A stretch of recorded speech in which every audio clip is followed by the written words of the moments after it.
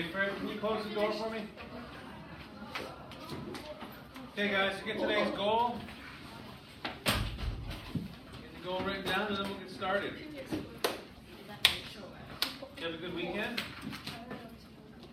Everybody? What is it? Tommy, who's your partner? You want to get another stool?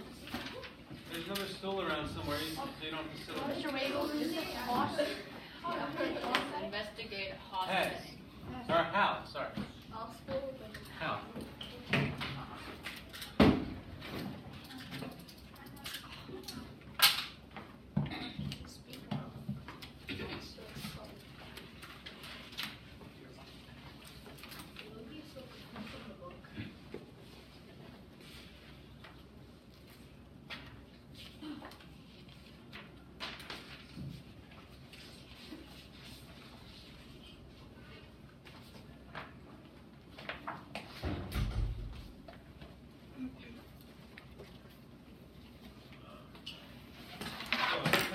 Partner, take 30 seconds now and tell them what you discovered over the weekend. You should have done lots of reading, like 3 hours of reading over the weekend.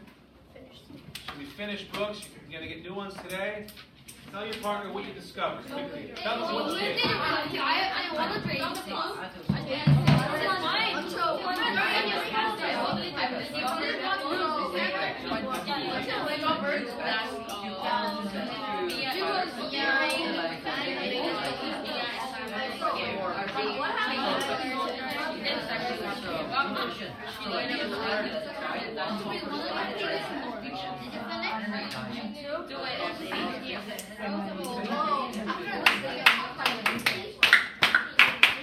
All right, so the volume, just the volume of your talk tells me you did a lot of reading, and that's really nice to hear, especially because I was absent on Friday. It was my wellness day.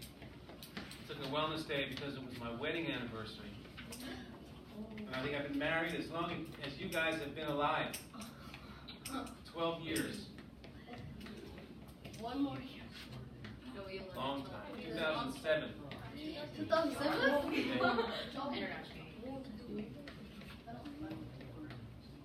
So, we move on today to Ben 2. In Ben 1, we've been thinking deeply about characters, using these techniques up here, thinking about character traits, how we see them, what the characters say and do that lead us to have certain opinions about the kind of people they are. In Ben 2, we're still thinking about character, but we're shifting our focus a little bit. So in addition to character traits, we need to think about how the setting plays a role and influences characters. So our goal today is to investigate how setting can shape character. Okay, I think this is a really important bend because often we hear things like the person is a product of their environment. Right? A person is the product of their environment. Right? And we're constantly asking ourselves how much the environment you're in plays a role in how you grow up, and how much is there when you're born. Right? It's the nature-nurture debate, and in this bend we get to think about that in the books we're reading, which is kind of fun. To help us through this, we have a new book, or a new story. Okay, we got a new story, and it's called The Fight. And it's from the same book, First French Kiss. So the main character is Will. Right, but you'll see that Will has grown up a bit. He's not in 4th grade anymore. He's in grade 8. Okay. And I'm going to read, and I want you to think, well, first I want to hear your initial thoughts, and then I'll read the beginning again to think just about the setting. All right? So please pay attention. Today's a read aloud, so the mini lesson is a bit longer than normal. If you feel uncomfortable, There's a stool over there. You can pull up a chair if your legs start to fall asleep. Okay? So you don't have to ask. If your legs start to fall asleep and you want to move, just go get a chair and pull it up here, okay? So here we go. The fight. It began with a basketball game. Mike Dichter and I went up for the same rebound, and I accidentally stuck my elbow in his chest. Then Mike stuck his elbow in my chest, pointed a finger at me, and told me to watch out. In those days, I had a reputation for toughness to maintain, so I told him that he better watch out. And on the next rebound, neither of us watched out, and both of us got elbows in the chest. Then we started shoving each other under the basket and pointing fingers and making threatening faces, which was fine with me because looking threatening was one of the things I did best. Before things could get out of hand, however, gym ended, and Mike and I glared at each other and went back to our respective homerooms. So just turn and talk. What are your initial reactions to this story? Remember, this is Will. This is Will. Turn and talk.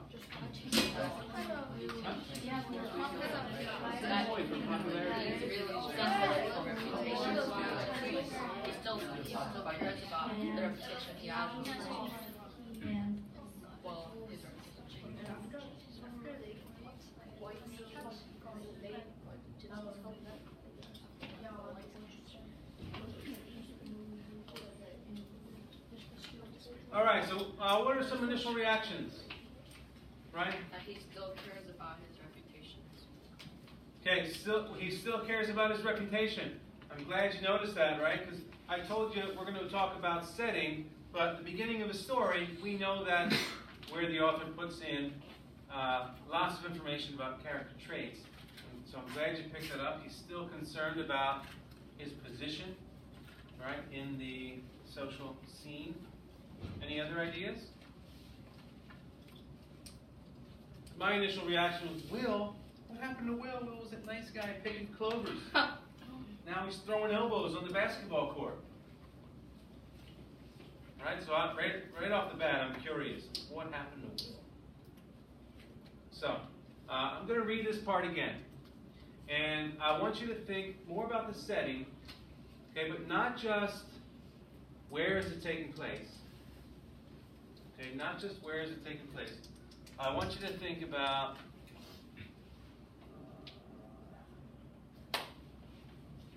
what's the atmosphere? What do I mean by atmosphere? The mood, right? In Korean, you can say, right, one of my favorite words. The mood. All right, so if I ask you, tell me about the setting, you're not going to say, oh, it's in gym class at middle school. That's right, but I want you to think about what kind of relationships do the kids have with each other? What kind of mood is there? What's the feeling in the air? Does it seem like a place where the kids love and support each other and look after each other? Where they're dragons, like right here? Or does it feel like a place where you wouldn't want to be? Right? If you were at that school in that gym class, you'd be scared. So as I read again, think about that. It began with a basketball game. Mike Dichter and I went up for the same rebound, and I accidentally stuck my elbow in his chest. Then Mike stuck his elbow in my chest, pointed a finger at me, and told me to watch out. In those days, I had a reputation for toughness to maintain. So I told him that he better watch out. And on the next rebound, neither of us watched out, and both got elbows to the chest. Then we started shoving each other under the basket and pointing fingers and making threatening faces, which was fine with me because looking threatening was one of the things I did best. Before things could get out of hand, however, gym ended, and Mike and I glared at each other and went back to our respective homerooms. So turn and talk. What's the atmosphere? What's it say? Everyone is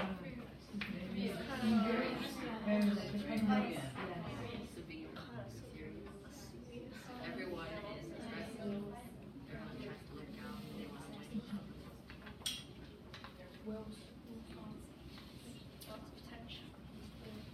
All right. What kind of place is this? What's the atmosphere? What did we say? Tense. So I'm going to show you what I thought, and if you agree, I want you to go, uh-huh. Okay? Nasty. They're pretty nasty to each other, right? You don't agree? I didn't hear any uh-huh.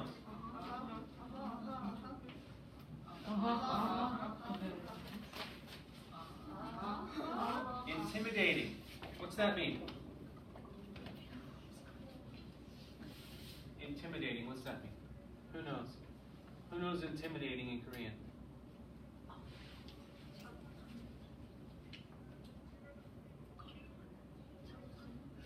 It's scary, right?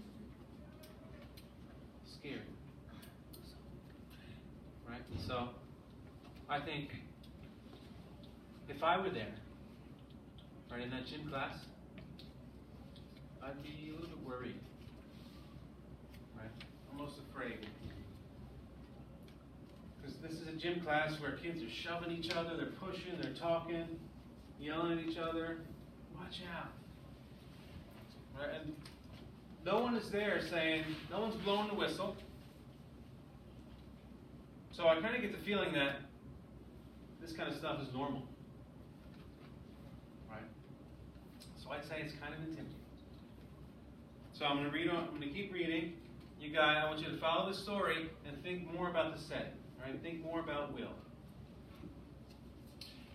Things probably would have taken a peaceful turn if I hadn't walked home with Kevin Cox after school and told him that the next time Mike and I played basketball, I was really going to throw some elbows. And if Mike, didn't like it, I'd fight him anytime, anywhere.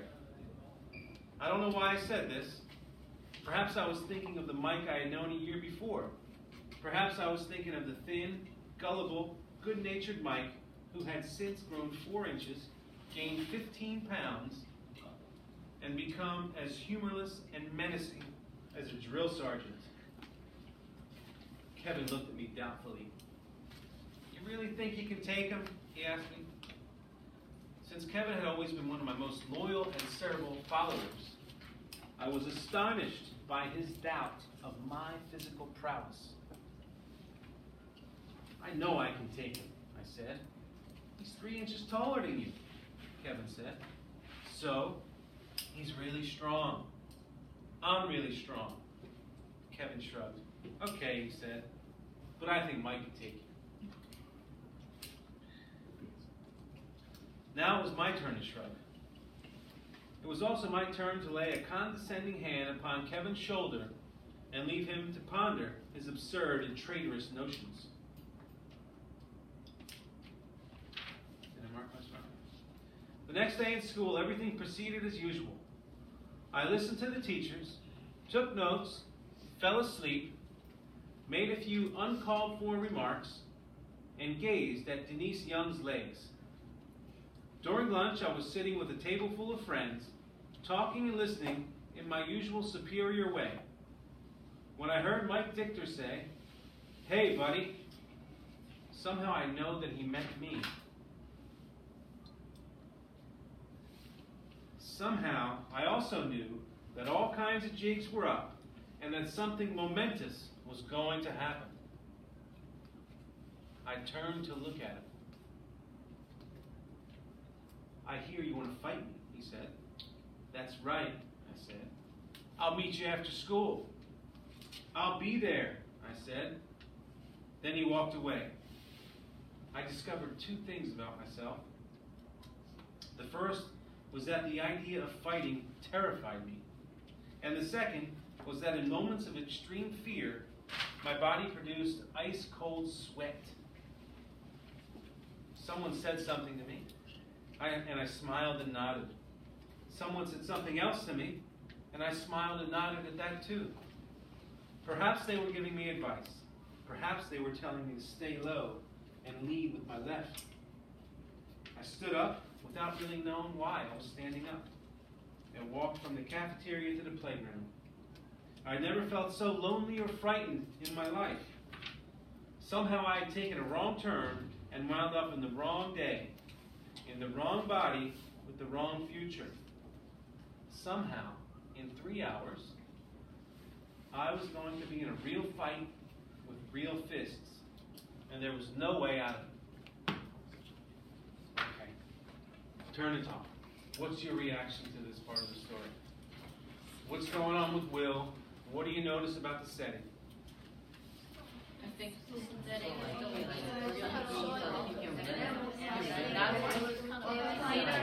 that's why maybe character like Mike and Will they be competitive and try to I think it's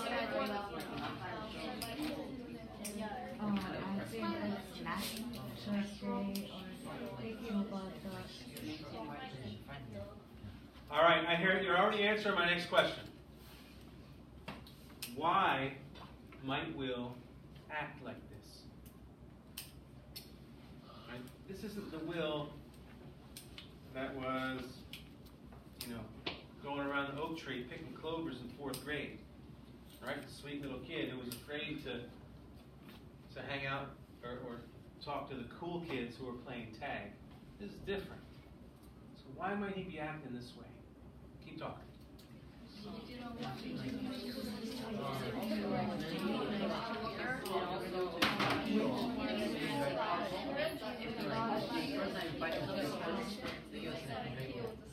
or he wants to be more, like I said, more competitive to win at his battle.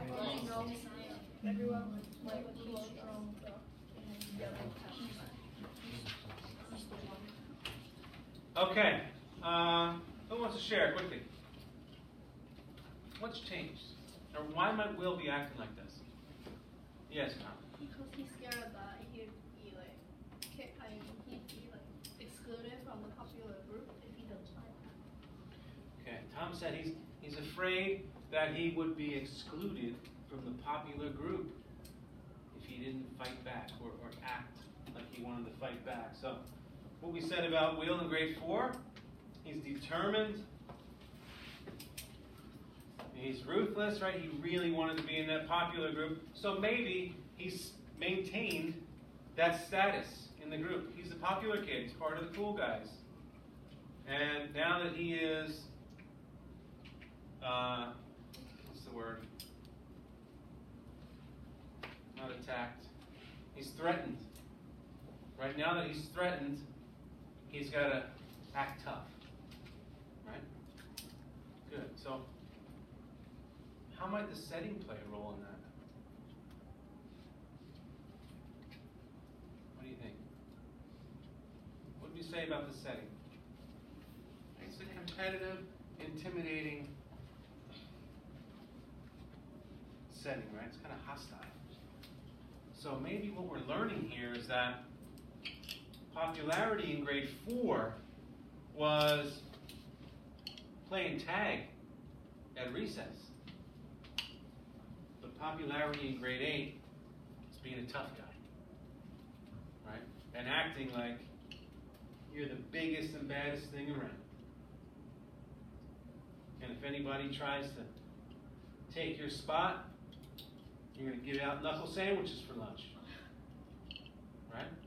But is that really who Will is? Did you hear anything that might make you think otherwise? Yeah, he was scared, right? Here he says, the first was the idea of fighting terrified me. Second was that in moments of extreme fear, my body produced ice cold sweat.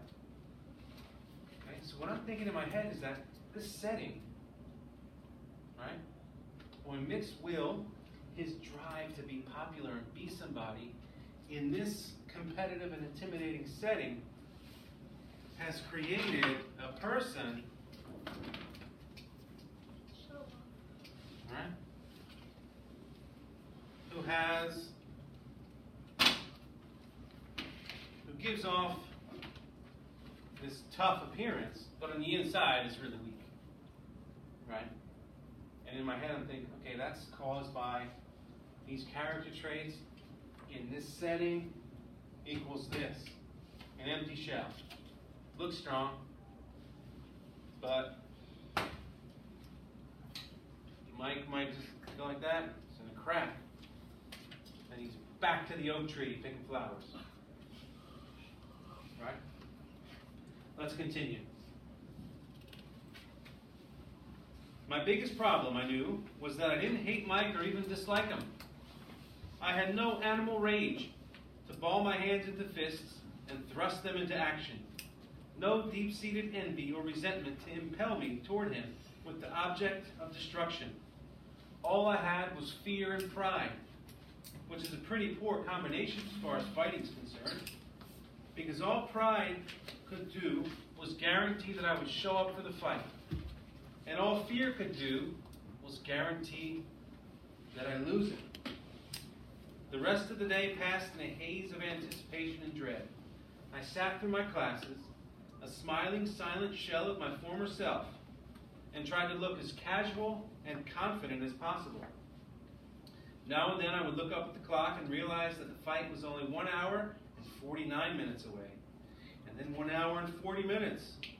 I tried to tell myself that it might be only a 1 or 2 punch fight. Maybe Mike would throw a punch and I'd throw a punch, and then we both smile and hug each other. Best friends for life. But I knew that it would not be a 1 or 2 punch fight. No. It would be a fight to some extreme and horrifying limit. A fight to unconsciousness. What's that? Knockout, right? Unconscious. Or hospitalization. Ambulance comes to school, takes me away. Or reconstructive surgery. What's that? Surgery to repair my broken face and make me look normal again. So, what are Will's words telling us here? He's terrified. He's terrified, right? Yeah, so here, Will's words, they're confirming the ideas we had a few minutes ago, right?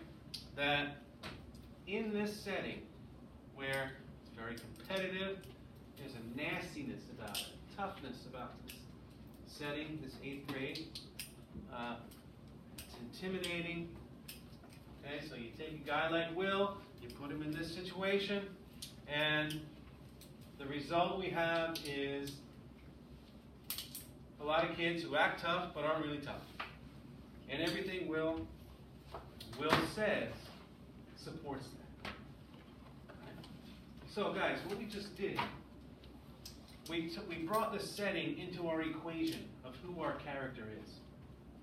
Right? So you could think of it like A plus B equals this and this and this, right?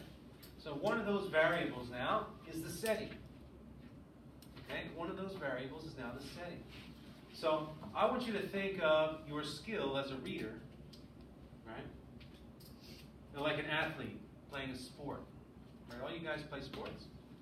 So the better you get, okay, the more moves you can do, right? So, like, Kate, I heard you're a good basketball player, right? Did I hear that about you? No? Who's a good basketball player? Deron? Right? Anyway, so when you learn to play basketball, can you do all these cool moves at first? No, right? You can barely dribble. But the better you get, the more moves you can start to do. Like after you've been playing for a year and dribbling, then you can start to put it through your legs. Right? Then you can do a hook shot. You do these different things, the better you get. So I want you to think of your reading the same way. We got these techniques up here. We're going to be adding to this chart of techniques related to setting. But you are not expected to do all of them right now. That's Tiffany's first day at basketball practice, I'm not going to say, hey, Tiffany, go dunk. Right? We're not going to do that, right? So these techniques, right, the more you read, the better you get. They start to become part of your skill set as a reader. All right? It's not what you have from the beginning. All right? But as you go back to that, I want you to try this out. I want you to try thinking about setting. And the question you got to ask is, what kind of place is this? Is it safe? You see all the nice little students here? Right? Listening to the teacher, hands to themselves. Over here, what's happening? Right? We've got a drop kick coming off the table. Right? Not the kind of school you want to be in. Right? It's a hostile environment. Right? It's nasty. That's the kind of place it is. So don't just ask yourself, where's the story taking place? Oh, it's a school. It's a magical world. Also ask, what kind of place? What kind of school? A school like this one? A school where kids get beat up every day? What kind of places? Ready to go? Okay, get back to your seats. Shake your legs out on your way. I know you've been sitting for a bit. I look forward to hearing about what you read over the weekend. Yes, who needs a new book? All right. What do you need? You gotta get the second one. Do you stop recording?